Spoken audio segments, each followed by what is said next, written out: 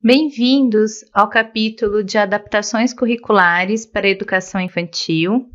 Nesse capítulo, nós vamos ver como nós podemos adaptar o nosso currículo, os nossos métodos, para lidar com a criança com deficiência na escola.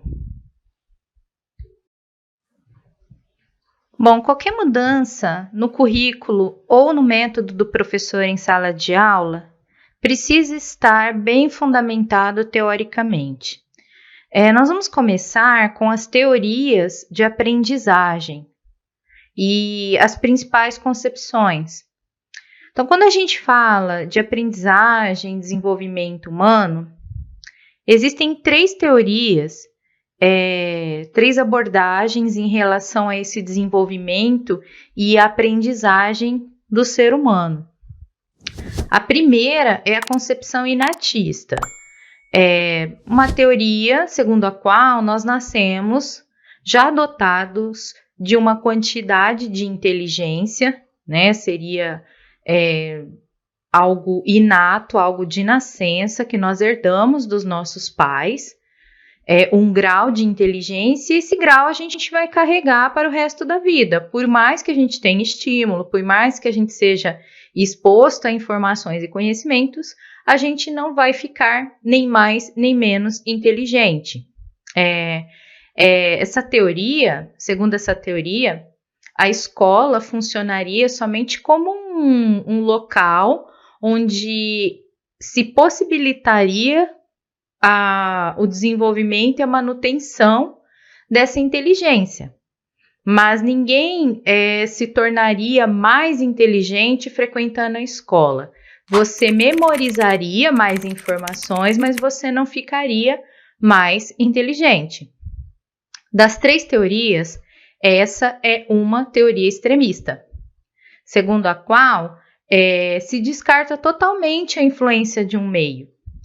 Por exemplo, se nós tivermos dois gêmeos idênticos, univitelinos, e eles forem criados em ambientes totalmente diferentes, mesmo assim eles vão continuar tendo a mesma inteligência, certo? Ao contrário da teoria inatista, nós temos a teoria ambientalista, segundo a qual o ser humano ele nasce como uma espécie de tábula rasa, um papel em branco, e o meio ambiente, os estímulos, o aprendizado, o conhecimento, as informações vão sendo gravados nesse ser humano e desenvolvendo ele, tornando ele mais inteligente, mais sábio e assim por diante. Essa teoria ambientalista seria o outro extremo, onde se desconsidera totalmente a influência genética das estruturas mentais, do cérebro, etc., e se colocaria a responsabilidade da educação totalmente com o meio. Na escola, por exemplo, a responsabilidade da escola e da família aumenta imensamente, porque se todo conhecimento é ensinado, então a responsabilidade da escola e também da família é maior. Agora, nós temos uma teoria, uma concepção, na verdade, que equilibra essas duas, que é interacionista. Segundo essa teoria, o ser humano nasce dotado de uma estrutura mental que possibilitaria a ele uma vida inteligente. Essa estrutura mental ela é hereditária, mas ela não é herdada do pai e da mãe, ela é herdada da espécie humana. Então, eu nascendo ser humano, eu nasço com uma estrutura mental que me possibilita um contato inteligente com o meio, tá? Não há uma gradação na hora de nascer mais ou menos inteligente. Você nasce com um cérebro saudável ou não. Então, o que pode acontecer, por exemplo, é uma criança nascer com a lesão cerebral, ela ter uma paralisia cerebral, por exemplo, e isso vai impossibilitar ela de ter uma interação de 100% com o meio. Não significa que ela seja menos inteligente ou mais inteligente. Aliás, o Piaget, a gente vai ver que ele é um representante muito forte dessa teoria. Ele raramente usa a palavra inteligência como nós usamos, tá? Porque a concepção dele de inteligência é outra. ela não pode ser medida, tá? Então, essas são as 3 principais concepções sobre aprendizagem no ser humano. Continuando, dentro da teoria da concepção interacionista de desenvolvimento humano, nós temos como principal representante o Jean Piaget. Ele foi um biólogo suíço e estudou durante toda a sua vida o desenvolvimento humano, tanto a parte cognitiva quanto a parte social. A gente falou de inteligência, né? Inteligência para o Piaget não é uma estrutura fechada e engessada como a gente tem na teoria inata, em que a pessoa nasce com aquele grau de inteligência e vai carregar isso para o resto da vida. Para o Piaget, a inteligência, ela é uma adaptação, tá? Ela é uma função do ser humano e não um dom ou um talento desse ser humano, certo? Então, quem vai ser a pessoa mais inteligente para o Piaget nessa concepção de inteligência dele? A pessoa que melhor se adaptar ao seu meio e sobreviver melhor a esse meio. E sobreviver melhor a esse meio, a gente pega também, vai buscar um pouco de conhecimento na teoria de Darwin, né? Que fala muito de seleção natural, de adaptação, capacidade de superar mudanças, de superar obstáculos e se adaptar ao meio. Isso é natural, já que o Piaget era um biólogo. Então, para o Piaget, a maior importância da educação é você ensinar o aluno a se adaptar bem ao meio. E o Piaget é muito atual nesse sentido, porque hoje nós buscamos na educação não só o saber acadêmico, nós procuramos fazer com que o aluno tenha o lugar dele na sociedade. Esse lugar dele pode ser prepará-lo para uma faculdade, pode ser prepará-lo para um mercado de trabalho através de um curso técnico, como pode simplesmente prepará-lo para ser um ser humano feliz. Então, a qualidade de vida hoje, a adaptação plena ao meio em que você está inserido, é tão importante quanto um diploma acadêmico. Tá? Continuando, para o Piaget, nós não nascemos então com uma inteligência engessada. Nós nascemos com estruturas mentais. Essas estruturas mentais são herdadas da espécie, elas são hereditárias. Então, a minha mãe e meu pai passaram para mim como seres humanos, mas não há um DNA específico deles, entende? É uma coisa que eu herdei da espécie. Então, o aprendizado para o Piaget nada mais é do que a equilibração dessas estruturas mentais hereditárias. Então, uma criança que nasça com um cérebro totalmente saudável, tá? Sem nenhum problema de funcionamento, ela vai ter condições de aprender tudo o que ela quiser, desde que o meio proporcione os estímulos necessários e o conhecimento necessário. Essas estruturas mentais, elas não são fixas como na teoria inata. Essas estruturas mentais vão evoluindo. Então, é como se elas fossem uma estrutura muscular. Você nasce com um braço bem fininho, mas você tem ali um músculo que pode se desenvolver e transformar num bíceps todo trabalhado. Para o Piaget, a inteligência é isso. Nós nascemos com aquelas estruturas hereditárias, herdadas da espécie, e o ambiente vai estimulá-las a se desenvolver para se tornarem estruturas mais complexas, né, e com melhor funcionamento. Quando a gente se depara com conhecimento novo, e a gente se depara com isso várias vezes ao longo do dia e muitas infinitas vezes ao longo da vida, essas estruturas entram em desequilíbrio. Por quê? Porque ela está acostumada com um conforto. E todos os dias nós acessamos informações novas. A criança também. Então, essas estruturas, na verdade, elas estão em desequilíbrio quase que constante. Para quê? Para assimilar e para acomodar o conhecimento novo. Ou seja, para se adaptar a esse conhecimento novo.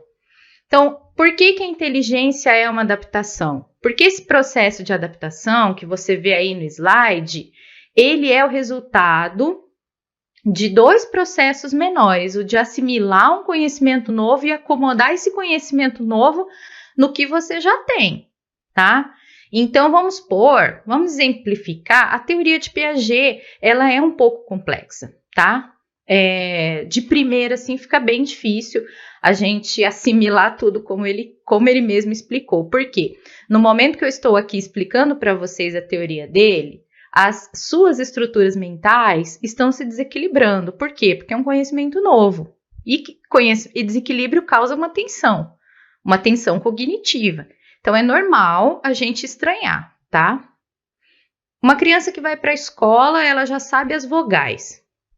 Então, as estruturas mentais dela estão equilibradinhas, tá? Quando ela chega na escola, o professor apresenta para ela a letra B, de bola.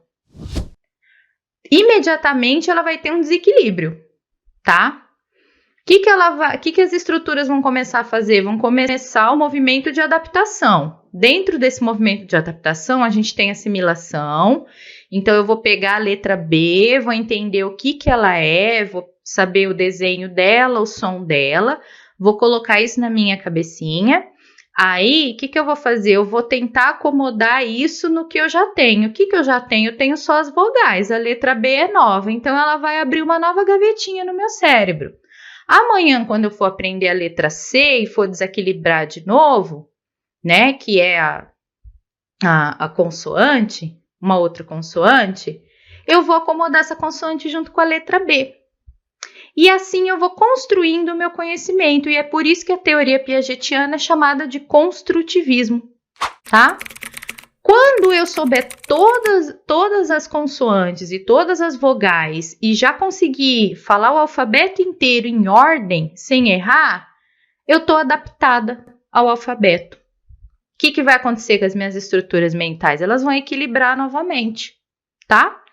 E aí, o professor vai vir com as sílabas, com as palavras, com as frases, com as histórias. Então, é por isso que a gente está sempre em constante desequilíbrio, e que bom, porque significa que nós estamos sempre aprendendo, tá? Quando a gente adapta um conhecimento, por exemplo, quando eu aprendo o alfabeto, eu organizo o meu pensamento, então daí nós temos um novo processo de organização, e ele fica assentado no meu conhecimento, como se fosse um tijolinho, tá? Essa teoria, por isso que eu acabei de explicar para vocês, ela é chamada de teoria psicogenética. Por quê? Porque ela envolve um pouco de psicologia, né? A psicologia estuda comportamentos, então ela estuda o meio em que a pessoa está, e ao mesmo tempo ela é genética, porque sem essas estruturas mentais herdadas, a gente não consegue funcionar, certo? Bom, quando a gente fala em desenvolvimento infantil, não tem como não falar do Piaget, porque ele descreveu os 4 estágios de desenvolvimento cognitivo da criança, do nascimento até os 12 anos de idade. Esses estágios, eles devem ser levados em conta por quem vai trabalhar com a educação infantil, porque todas as crianças devem passar por esses estágios, e também com quem vai trabalhar com crianças com deficiência, porque as crianças que têm algum tipo de deficiência que tenha comprometimento cognitivo, ela vai atrasar nesses estágios, ela vai passar por esses estágios de uma maneira diferente, de uma maneira mais lenta, e daí você vai ter que adaptar a teoria a ela, tá? Vamos ver, por exemplo, aqui o sensório motor, que é o período de 0 a 2 anos, é quando a criança ela dá um salto no desenvolvimento biológico. Um bebezinho nasce quase que não fazendo nada, não se movimentando, não fala, e com 2 anos de idade já é um ser humano que anda, que fala, que se movimenta.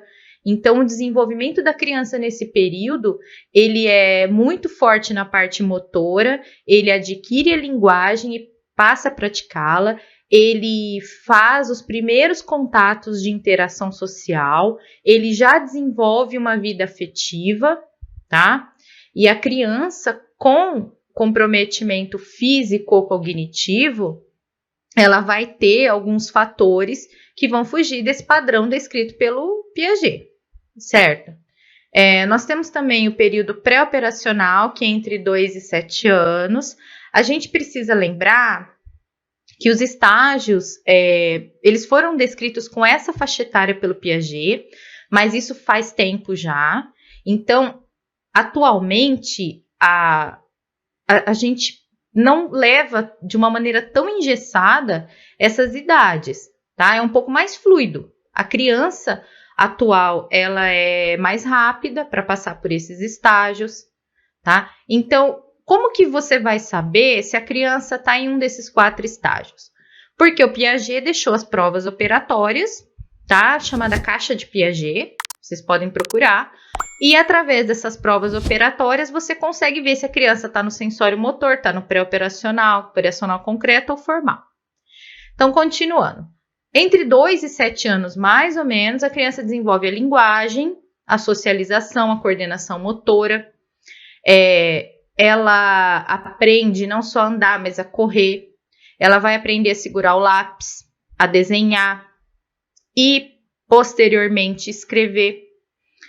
E também ela vai praticar muito nessa faixa etária o jogo simbólico, que é o exercício cognitivo dominante. O jogo simbólico nada mais é do que a brincadeira de faz de conta, né? O lúdico.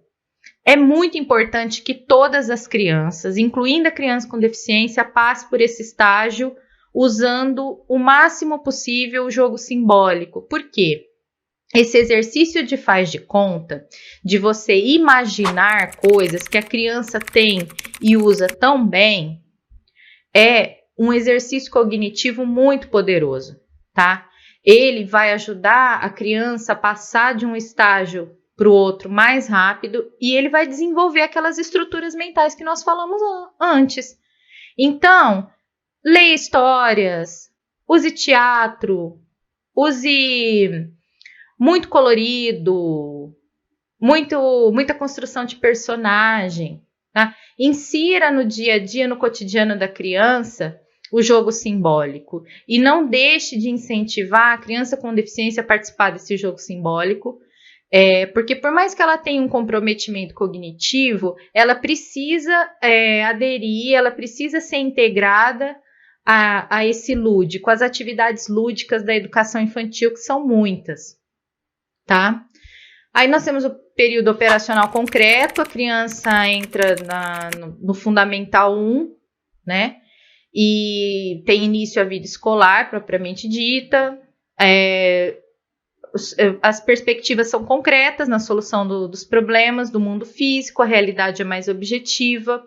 A criança é aquela que precisa ver para crer, ela vai entender mais o que ela está vendo, ela não consegue ainda formar um pensamento abstrato. Ela vai conseguir fazer isso a partir dos 12 anos, aqui no período operacional formal, tá? Hoje, até a puberdade pode se iniciar mais cedo, então o período operacional formal pode também se iniciar mais cedo, não que tenha a ver com sexualidade, tá, gente? Não é nada disso. Mas é que as coisas são mais precoces hoje e também pode se iniciar mais cedo cada período de desenvolvimento cognitivo.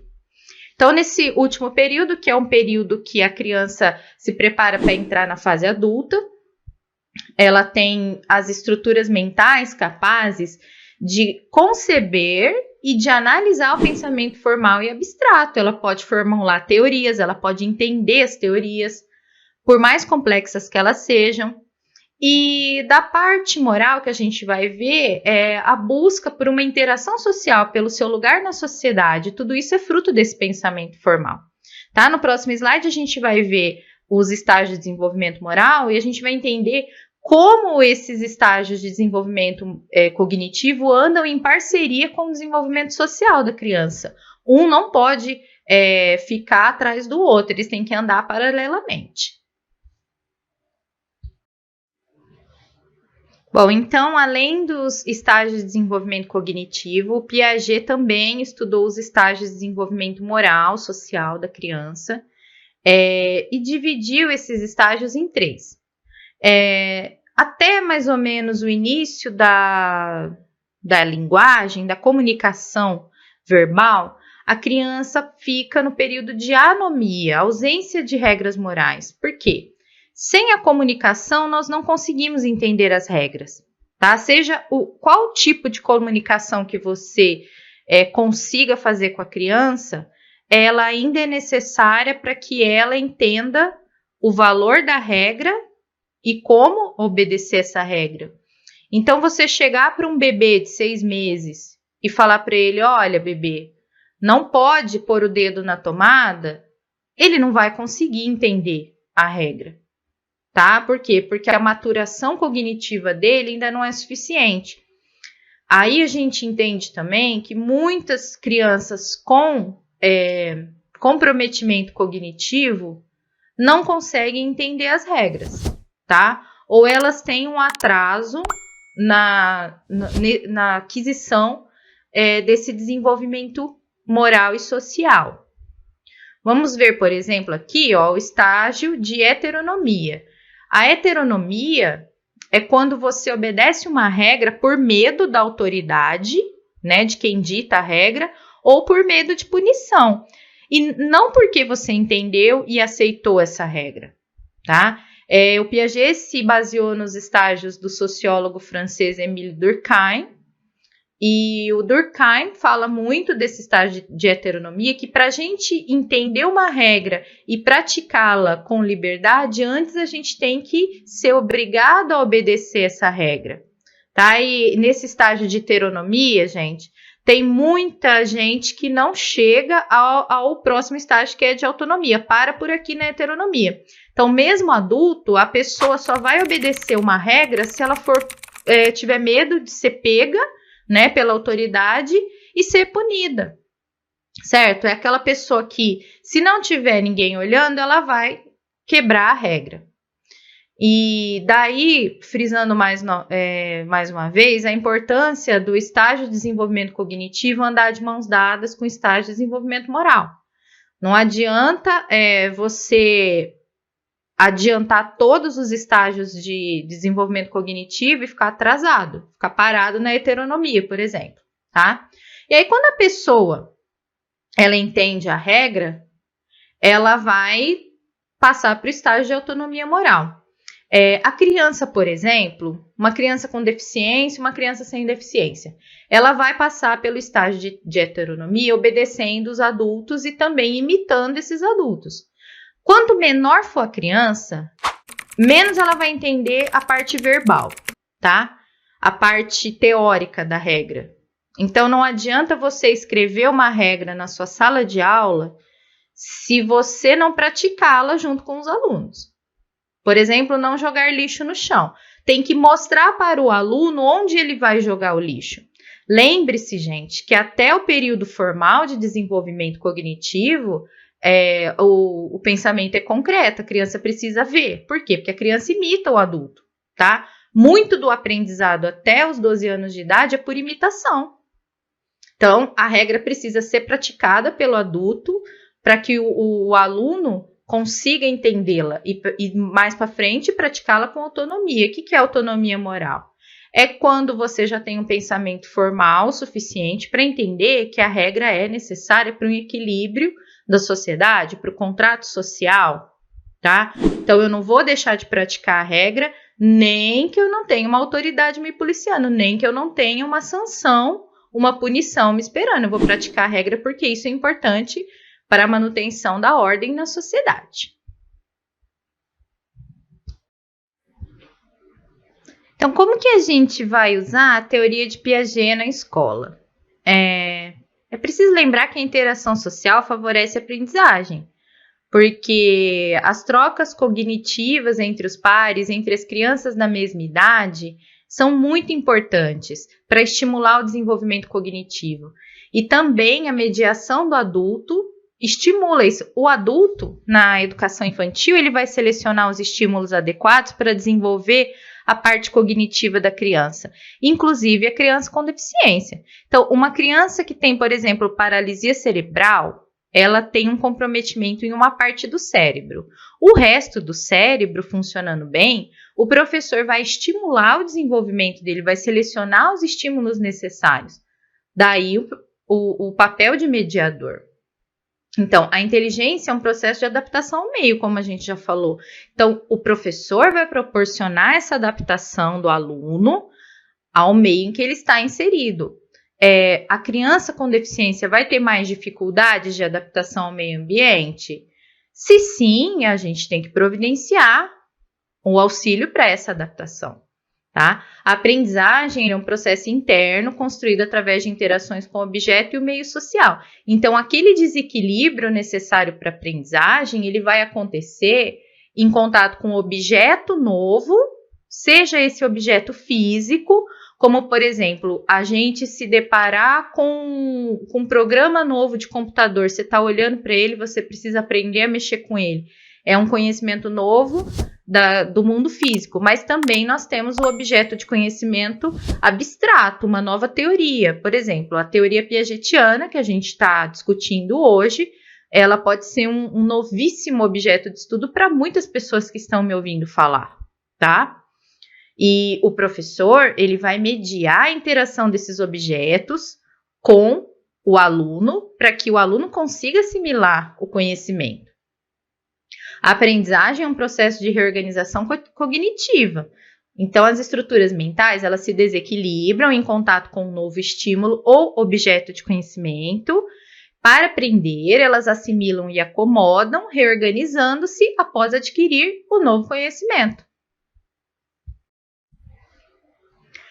Continuando, falar sobre a importância da teoria piagetiana na escola, principalmente na educação infantil, ao lidar com o aluno com deficiência. Quanto maior a diversidade social, cultural e de objetos de conhecimento, maior a aprendizagem.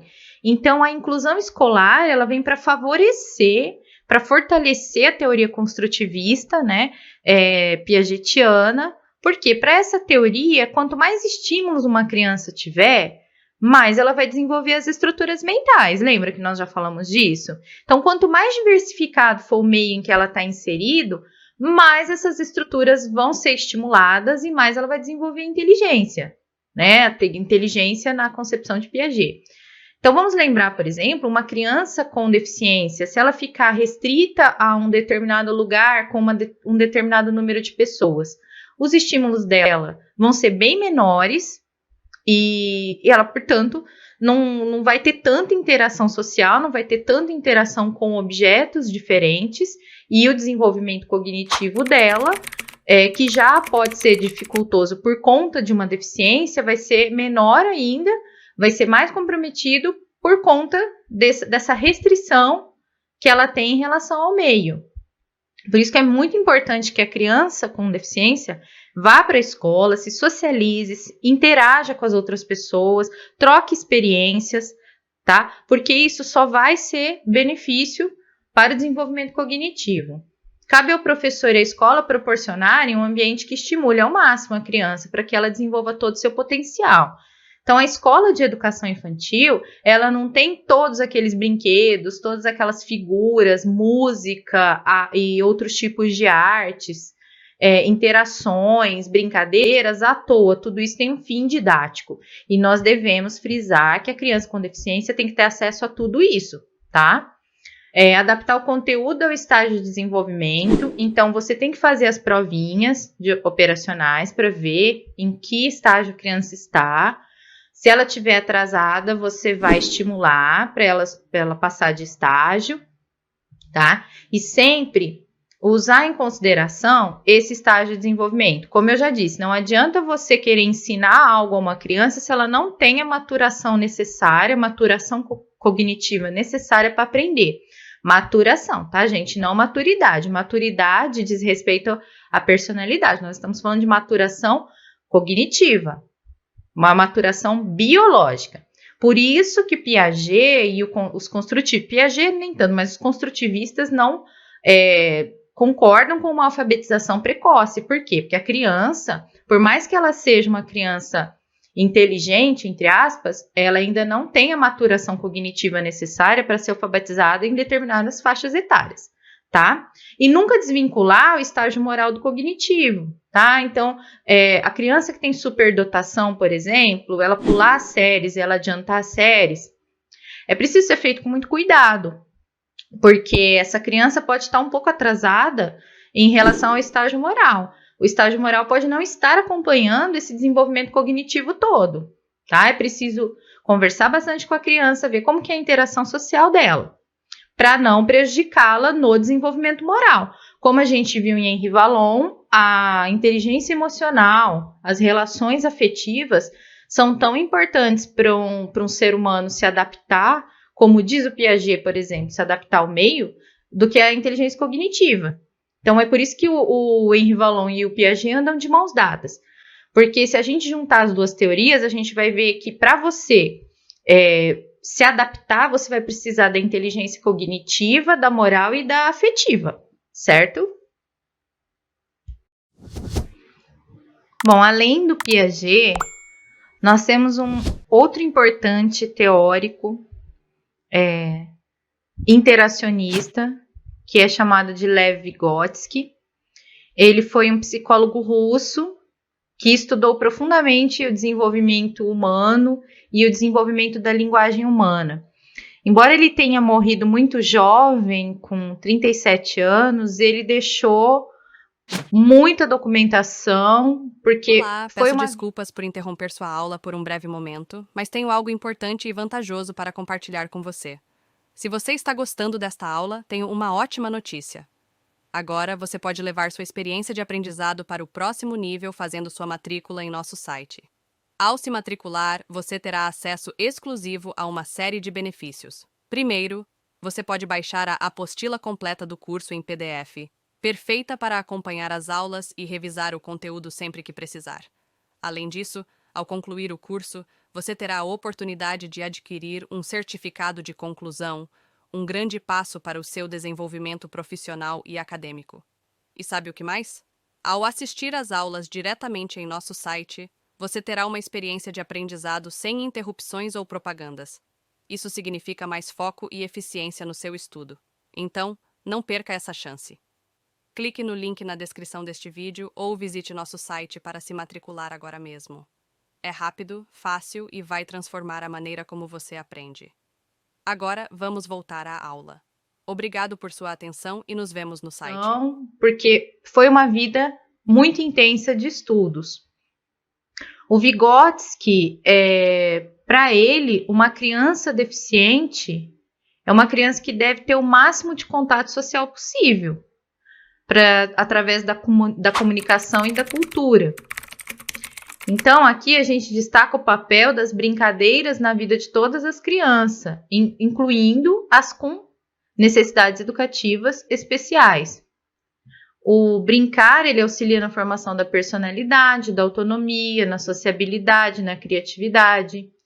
O exercício do jogo simbólico através das atividades lúdicas, desenvolver as estruturas mentais da criança, reforçando o processo cognitivo.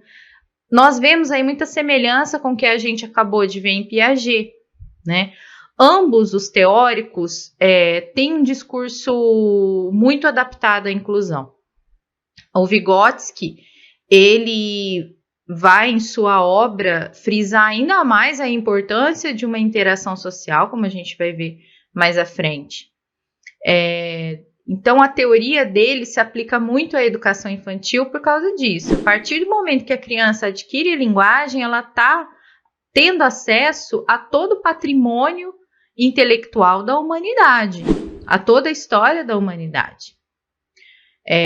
Outra coisa que vai chamar atenção também na obra do Vygotsky é a teoria da mediação, porque ele acreditava que a relação do homem com o conhecimento se dava através de símbolos históricos, culturais e ferramentas que são externas ao indivíduo. A linguagem, por exemplo, é uma ferramenta para o Vygotsky.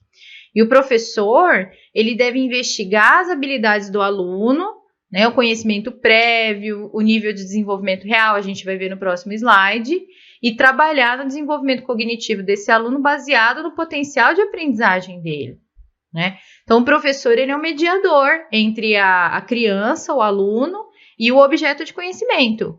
Mesma coisa que nós aplicamos na teoria do Piaget. Então, vamos aos principais conceitos da obra do Vygotsky. Como o Vygotsky faleceu muito cedo, como eu falei para vocês, ele tinha um grupo de estudos que continuou algumas pesquisas, pegaram embalo na obra dele, né? Já estudavam juntos, mas deram uma continuidade ao trabalho dele. Então, o trabalho dele não morreu junto com ele, né? Ficou com a gente, através do Luria, do Leontiev, do Euconin, que faziam parte do grupo de estudos dele. Então, nós temos até hoje muita participação do Vygotsky nas teorias educacionais por conta disso, porque nós temos muita informação. Os principais conceitos dele, primeiro que para ele o homem é um homem histórico-social, e aí ele vai buscar uma identificação com o marxismo, tá? Que interpreta o homem nas suas relações de trabalho, nas suas relações com a sua classe social, com os conflitos sociais. Então, para o Vygotsky, a criança já nasce com uma carga histórica muito grande, como sujeito que é do mundo histórico-social. E aí a criança vai adquirir a linguagem, que é uma ferramenta dela de interação social. E através dessa linguagem, ela vai receber o conhecimento acumulado pela humanidade. E ela vai receber também outras ferramentas para se adaptar ao mundo em que ela está vivendo. O Vygotsky também estudou as funções psicológicas superiores. Quando a gente fala de aprendizado, tem 3 pontos muito importantes na teoria dele. O primeiro que é a zona de desenvolvimento proximal, tá? Que é uma zona de desenvolvimento que fica entre o desenvolvimento real e o potencial. Essa zona de desenvolvimento proximal é onde o professor vai trabalhar. Então, vamos explicar o que é isso. A criança ela entra na escola com uma zona de desenvolvimento real, ou seja, o que ela aprendeu até aquele momento que ela passou pela porta da sala de aula. A criança com deficiência não é diferente, ela entra na sala de aula com uma bagagem, tá? O professor vai fazer um diagnóstico dessa zona de desenvolvimento real. O que a criança sabe até ali? O que ela sabe do mundo até ali, tá? Baseado nisso, nessas informações, ele vai investigar qual é o quadro geral da criança. Vamos supor, uma criança com deficiência. Quais as possibilidades que essa criança tem de adquirir a linguagem, de se comunicar, para que possa ser passado conhecimento para ela? Como que está o desenvolvimento cognitivo dela? Nesse ponto, a gente pode usar a teoria de Piaget para investigar o estágio de desenvolvimento cognitivo. O Vygotsky vai ficar muito centrado nessa parte social e o Piaget detalhou melhor essa parte do desenvolvimento cognitivo, então a gente pode recorrer a ele. Eu sempre uso as teorias juntas, uma complementa a outra na prática escolar. Não existe a rivalidade teórica que muita gente quer pregar de que um exclui o outro. Não na prática pedagógica, tá? Então, você pode usar o Piaget e aí descobrir o potencial da criança de aprender. Então, você tendo o ponto de partida, que é o desenvolvimento real, e o ponto de chegada, que é o potencial, que é onde você quer que a criança chegue ao final de um período letivo, você vai trabalhar nessa zona de desenvolvimento proximal. O que você vai desenvolver de conteúdo, de práticas pedagógicas para que essa criança chegue à zona de desenvolvimento potencial, tá? Quando se trata de inclusão, o Vygotsky é muito atual nesse sentido. Ele fala de conceitos bem importantes, por exemplo, a questão do problema versus a possibilidade. Para ele, quando uma criança tem um problema de adaptação, um problema de aprendizado, uma deficiência, ou seja, qualquer obstáculo que a criança tenha para aprender, para ele não é um problema exatamente, é uma possibilidade, tá? Então, a escola, muitas vezes, ela vai focar no problema. Aquela criança tem um problema de visão, nós vamos trabalhar o problema de visão. Ele chama isso de pedagogia terapêutica, tá? Para ele não é esse o foco da pedagogia. você tem que focar a possibilidade, tá? Ela tem problema de visão, mas ela tem os outros sentidos intactos. Então, é com esses sentidos que a gente vai trabalhar. Ele chama isso de compensação, tá? Não é que você vai ignorar o fato dela não ter visão, mas não vai ser o foco da sua prática pedagógica. E daí, ele chama esse foco na compensação de pedagogia criativa. Você vai focar as habilidades já desenvolvidas pela criança e estimulá-las cada vez mais, para compensar a habilidade que ela não tem. Então, ainda dentro das teorias interacionistas, e agora entrando um pouco mais a fundo na teoria da mediação, nós vamos ver o teórico que inaugurou essa teoria da mediação, que é o Reuven Feuerstein. Segundo esse teórico, qualquer pessoa nasce capaz de aprender qualquer coisa, desde que tenha os estímulos adequados e uma interação totalmente eficaz com o meio, tá? Ele, na verdade, não vai se aprofundar nas deficiências, mas como a teoria dele foca, assim como o Vygotsky, na compensação, sabe? Nos estímulos adequados para desenvolver as habilidades da criança, ele se aproxima muito da educação inclusiva. Então, quanto à ação de professor, ele destaca duas mediações importantes. A primeira, que é a experiência direta de aprendizado. Você vai acompanhando a teoria de Piaget, que ele descreve que a relação direta do aluno com o objeto de conhecimento sem intervenção do professor. Então, na educação infantil, você vai colocar ali os jogos didáticos, o material didático, os bloquinhos, assim, alguma coisa, depende muito da faixa etária, e deixa a criança interagir, tá? Ela precisa dessa experiência direta com o objeto de estudo. Criança com deficiência também, tá? Experiência de aprendizagem mediada. O professor auxilia no processo, organizando, selecionando, interpretando e elaborando conhecimento. Então, a criança precisa ter um acesso livre ao objeto de conhecimento, mas o professor é que vai organizar aquilo, vai selecionar os materiais. Por exemplo, um livro de histórias. A gente deixa a criança manusear o livro de histórias, tá?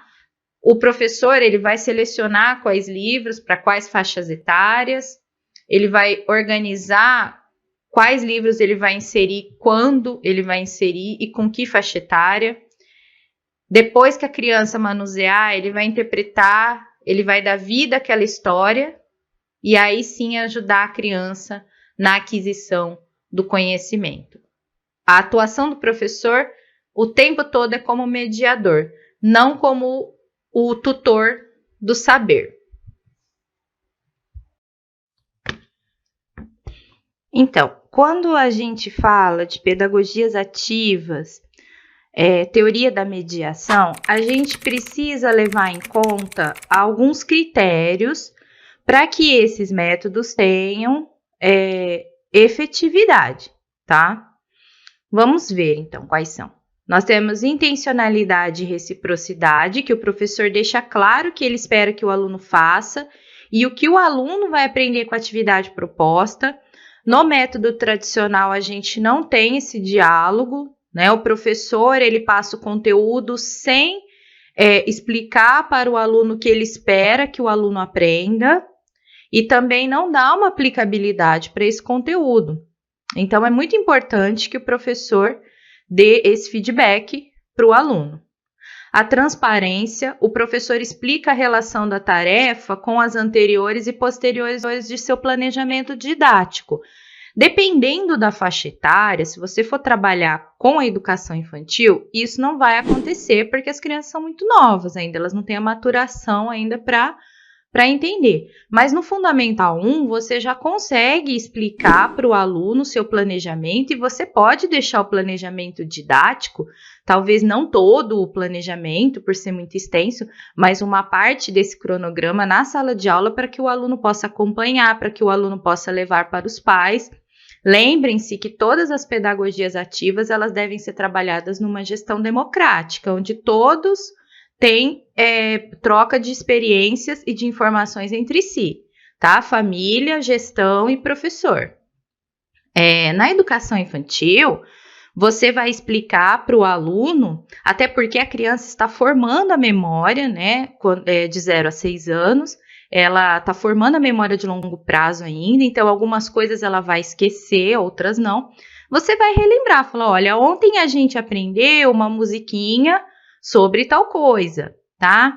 Vamos hoje fazer uma historinha sobre esse mesmo tema? Então você vai contextualizando o aluno. A significação é muito importante.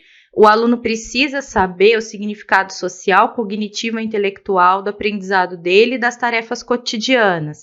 Para que serve esse exercício? Para que serve essa tarefinha? Na educação infantil, que é o nosso foco aqui nesse capítulo, vamos fazer uma horta. Tá, mas por que nós vamos fazer uma horta? Por que é importante a gente cultivar um alimento sem agrotóxicos, de forma natural? Por que é importante mexer com a terra? Enfim, tem uma série de conteúdos que podem ser trabalhados nessa única atividade, mas você tem que explicar para o aluno esses conteúdos, você tem que explicar o porquê dele estar realizando aquela tarefa. E não é porque a criança tem 3, 4 anos que ela não vai entender. Ela vai entender. Se você soubesse expressar com a criança, ela vai entender. E o sentimento de competência. A sensibilidade do educador deve fazer com que ele planeje atividades que estejam dentro das possibilidades do aluno, tá? Sem deixarem de ser desafiadoras. Então, vamos relembrar Vygotsky, vamos ver o que o aluno sabe e o que o aluno pode aprender. Então, não adianta você forçar nem o aluno com deficiência, nem o aluno sem deficiência ou sem dificuldade de aprendizagem. A gente precisa levar em conta a faixa etária do aluno, a maturação cognitiva dele e estabelecer um desafio dentro da realidade daquele aluno, tá? É por isso que a construção do conhecimento, como a gente viu na teoria de Piaget, ela se dá através de etapas. São pequenos tijolinhos que vão se assentando pouco a pouco. Não adianta ser afobado, não adianta ser impaciente. Ensinar exige paciência para você ensinar e para você planejar o ensino. Então, ainda falando sobre a teoria da mediação, vamos ver como é que ela funciona na escola, na prática. É preciso sempre avaliar e analisar o que o aluno já sabe, as habilidades que ele já tem, pensando nas potencialidades.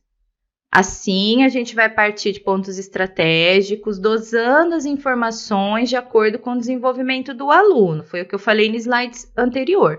Você tem que planejar as etapas, sempre baseado no nível dos seus alunos, fazendo pequenos ajustes. Por quê? A gente vê aqui, diversificar as tarefas e os contextos de aprendizagem, porque uma sala de aula nunca é homogênea. Nós temos que pensar em todos os alunos para planejar as atividades. Então, você conhecendo a sua sala de aula, vamos supor que você vai lidar com a faixa etária ali de 3, 4 anos de idade. Você conhece aquela faixa etária, você conhece os seus alunos, você sabe as potencialidades deles, mas você tem alunos de inclusão, você tem aluno com deficiência, você pode ter aluno com paralisia cerebral, com problemas visuais, com problemas auditivos. Você vai planejar a tarefa para a sala toda, num primeiro momento. Na prática, você vai planejar as pequenas adequações, aí você vai ver as dificuldades. Quando você planeja na pré-aula, você tem que pensar nas potencialidades da sala, tá? Aí você puxa para cima. Mas aí, quando você vai pensar na sua prática, lá na sua relação com eles, aí você vai contextualizar também as dificuldades do aluno, certo? Não tem uma fórmula, gente. É conhecer a sala com que você está lidando, é conhecer os seus alunos. E a educação infantil, a gente vai ver depois no currículo, que ela traz uma flexibilidade muito grande para você trabalhar os conteúdos. As salas são menores, nós temos menos alunos por sala na educação infantil. Você tem muita informação sobre a faixa etária, tá? Teorias de Piaget, de Vygotsky, muitos estudos sobre o desenvolvimento infantil, como trabalhar a deficiência na faixa etária de 0 a 6 anos. Então, precisa de informação, o máximo de informações possíveis. A socializar o saber, que é dever do professor, tornar o conteúdo adaptado à sala de aula e aos alunos, como eu já falei. Facilitar o processo de aprendizagem e observar as dificuldades que surgirem, intervindo para melhorar o aprendizado. E não esqueçamos da importância de dar significado a esse saber. Você planeja às vezes uma atividade, você acha que vai ser desafiadora demais, que os alunos vão ter dificuldade. Eles te surpreendem e fazem a atividade com facilidade. Por outro lado, você pode planejar uma atividade que você acha simples, comum, que às vezes até eles já fizeram, mas vamos lembrar que se trata de crianças muito pequenas, a educação infantil, né? E eles acabam tendo dificuldades. Por isso que eu digo que não tem uma fórmula, vai depender da faixa etária, vai depender da diversidade que tem na sua escola com seus alunos, vai depender do dia. Tem dia que as crianças estão mais cansadas, tem dia que está calor, a criança não vai ficar satisfeita de fazer uma atividade fora da sala de aula que você planejou, tem dia que está muito frio, vai acontecer o mesmo, ou aquela criança vai ficar mais quietinha, mais desanimada. Quando se trata de educação infantil, não tem padrão estabelecido para a didática. A didática é você que vai ter a sensibilidade de colocar em prática, certo? Bom, falando sobre o currículo inclusivo na educação infantil, as principais características que esse currículo precisa ter é informar, em primeiro lugar, todo o corpo docente sobre as características de todos os alunos de inclusão. Antes das aulas começarem, o professor ele tem que entrar na sala de aula já sabendo o que ele vai encontrar e ele precisa fazer o planejamento dele. Então, esse currículo ele precisa ser planejado, estudado e formulado em cima das necessidades dos alunos e precisa, obviamente, ser feito e adaptado antes das aulas começarem. É importante promover palestras e capacitações sobre as deficiências específicas, incluindo a física, durante o planejamento escolar.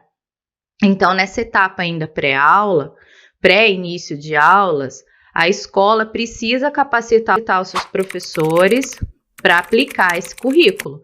Não adianta você fazer uma adaptação na grade curricular, no método de ensino, na avaliação, isso ficar só no papel. Isso precisa ser colocado em prática. Elaborar o planejamento já contemplando ações de apoio e inclusão do deficiente para que ele se sinta acolhido na escola. Vamos lembrar que na educação infantil as crianças são muito pequenas. O que acontece quando uma criança muito pequena vai para a escola? Ela chora, ela sente esse desligamento da família ali no momento de ficar na escola, e com a criança com deficiência não é diferente, tá? Então, é preciso que a escola faça as adaptações necessárias já no planejamento para não colocar as coisas, muitas coisas em cima da criança logo na primeira semana de aula, tá? Criar estratégias de orientação de conduta para alunos que irão conviver com a deficiência. Então, assim, a criança de 0 a 6 anos, ela está aprendendo a conviver com a diferença. Aquela criança sai do lar, onde ela é o centro das atenções, e ela vai para uma escola onde tem outras crianças na mesma faixa etária e ela deixa de ser o centro das atenções. E essa criança não está acostumada a lidar com a diversidade e a diferença porque ela é muito nova, ela não viu ainda quase nada. Então, o professor vai precisar preparar também estratégias para acolher as diferenças junto com as crianças.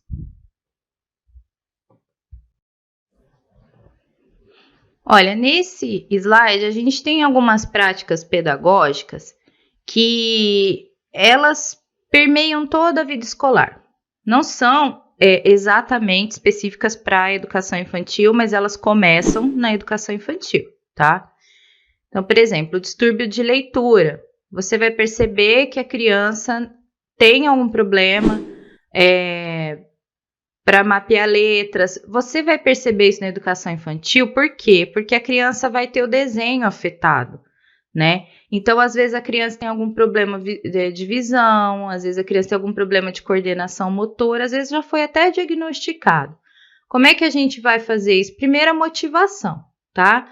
Nunca deixar a criança ficar se sentindo derrotada, desmotivada. O professor da educação infantil, ele vai tentar trazer alegria para aquela criança que ele traz para as outras também. Foco no texto, foco na atividade, letras grandes e com cores fortes, mapear as letras, a criança acompanhar as letras com o dedinho. Primeiro palavras, depois frases, compreensão de conteúdo, isso também já pode ser trabalhado na educação infantil quando você lê as histórias, ver se a criança consegue compreender, tá? Se nenhuma das crianças compreende, o problema é da faixa etária, você está usando histórias inadequadas para aquela maturação. Mas se uma ou outra criança ficou mais perdidinha, começar a prestar atenção. Local confortável sempre, material adaptado sempre. Promover interação entre os alunos precisam se ajudar, tá?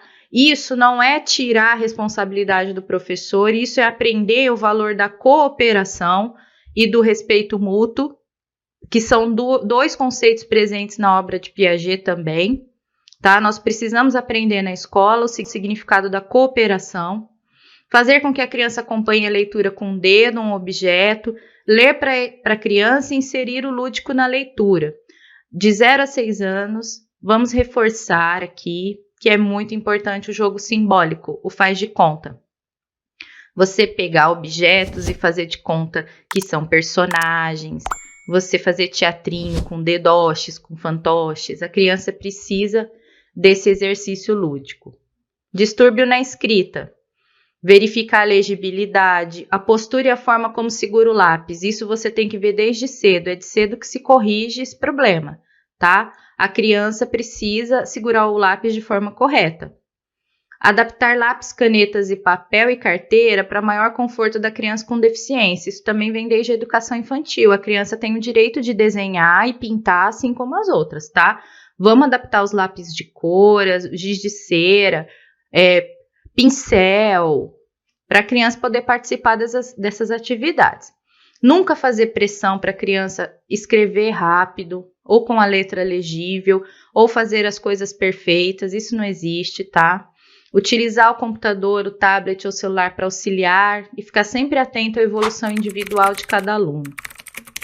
Distúrbio lógico-matemático, criar situações problemas, utilizar jogos matemáticos. Nós já temos jogos matemáticos para crianças de até 1 ano, muito jovens, tá? Vão trabalhar lógica, vão exercitar o pensamento lógico.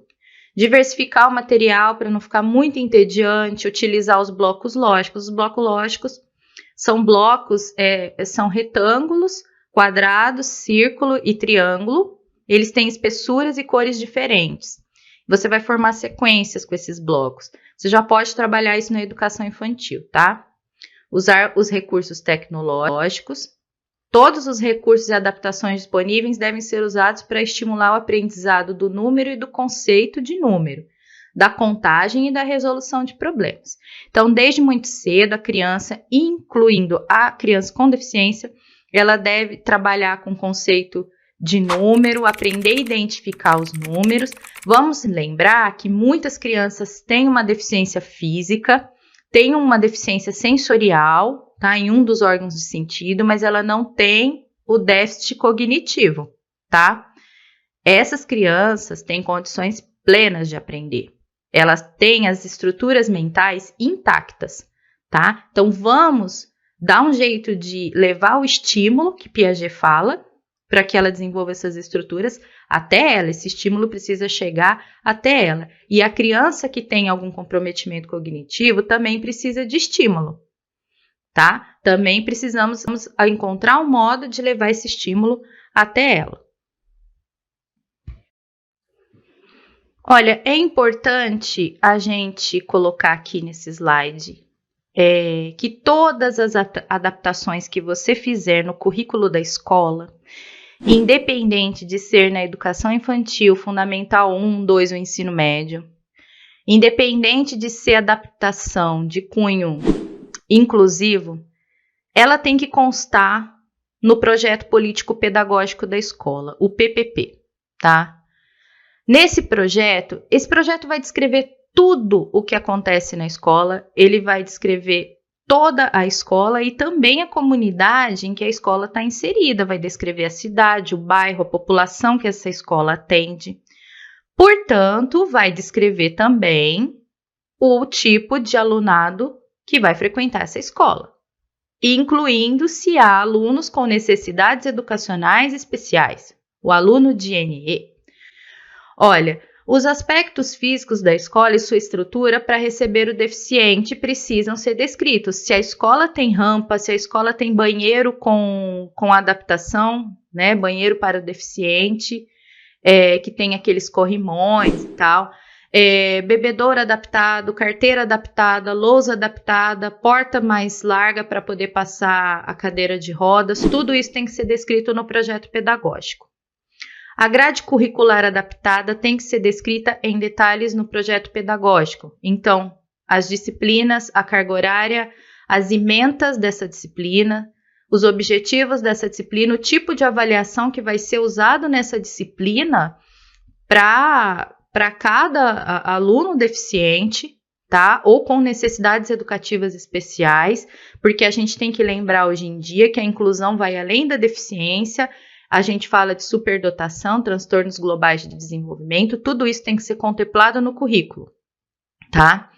As características da comunidade na qual a escola está inserida, considerando também o tipo de público que recebe. Você tem que adequar o seu currículo à cultura local, tá?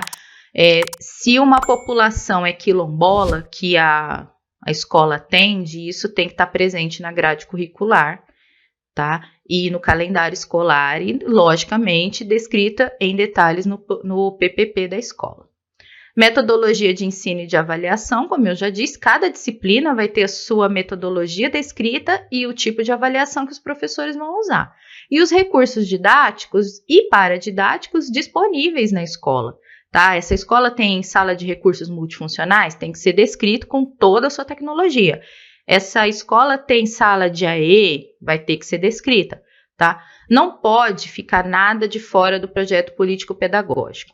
Vamos supor que essa escola seja somente de educação infantil, que é o nosso foco aqui.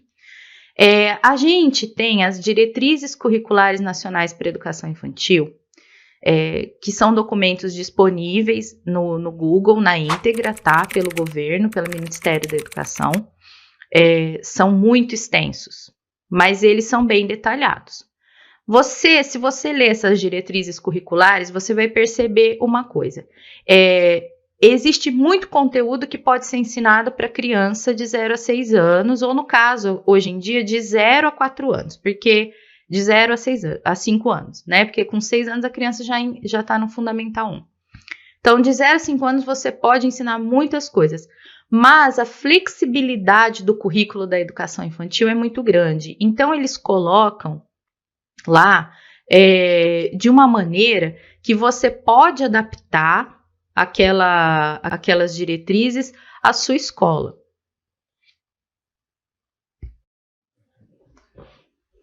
Olha, um currículo adaptado, ele tem 2 tipos de adaptação. As adaptações de acessibilidade, que é que se faz nos planos arquitetônico e metodológico, para que o aluno possa usufruir da escola com liberdade, participando de todas as atividades. Essa adaptação modifica a infraestrutura física da escola, os materiais didáticos e de comunicação. Por exemplo, fazer rampas, banheiros adaptados, contratar um intérprete de Libras, capacitar professores, comprar material em braille, tudo isso é adaptação de acessibilidade. Mas nós temos também as adaptações pedagógicas, que são as mudanças no projeto pedagógico e nos planos de aula dos professores, para que o aluno com NE seja auxiliado individualmente. Tudo isso é prática, tá? A pedagogia, ela é cotidiana, ela é movimento. Então, tem as adaptações pré-aula, que a gente faz para preparar a escola para receber o aluno, e tem as adaptações durante a aula, durante as atividades, que são as adaptações às vezes mais difíceis, porque você tem que lidar com todas as crianças e ao mesmo tempo dar atenção que as crianças com necessidades especiais precisam, tá? Mas são as mais importantes, porque é ali que o aluno vai estar em contato com o objeto de aprendizagem, tá? E aí vale ressaltar aqui tudo que eu já falei, vai depender do conhecimento que você tem do aluno, da sensibilidade que você tem como educador para perceber a dificuldade do aluno e saber trabalhar ela, tá? Então, assim, sobre as diretrizes curriculares, é importante que o professor conheça, tá, o documento. Lá tem os eixos temáticos que vão ser trabalhados na educação infantil. Dentro de cada eixo temático, nós temos orientações sobre o acolhimento de crianças com deficiência. Também tem acolhimento de crianças indígenas, tá? E outras informações interessantes. Tem a questão do espaço, como deve ser organizado, tá?